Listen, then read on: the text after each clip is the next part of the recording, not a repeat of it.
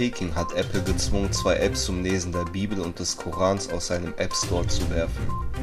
Das Regime wirft den Betreibern vor, religiöse Texte illegal zu verbreiten, wie die BBC berichtet.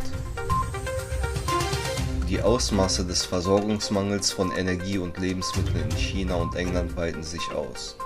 IKEA gab nun bekannt, dass aufgrund der Logistikprobleme in China Warenmangel entstehen könne. In England sind der Einzelhandel, die Produktion und der Energiesektor betroffen. Die US-Marine steuert ihren Zerstörer in einen Teil des japanischen Meeres, den Russland für sich reklamiert.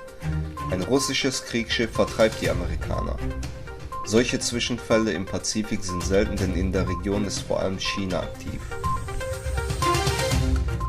Der Chef von Myanmars Militärjunta darf nicht an einem Gipfel der Organisation südostasiatischer Staaten teilnehmen. Ein nicht-politischer Vertreter soll ihn ersetzen. Wegen der wirtschaftlichen und politischen Lage wandern viele Libanesen illegal in die EU ein. Seit 2020 hat die libanesische Währung 90% ihres Wertes verloren.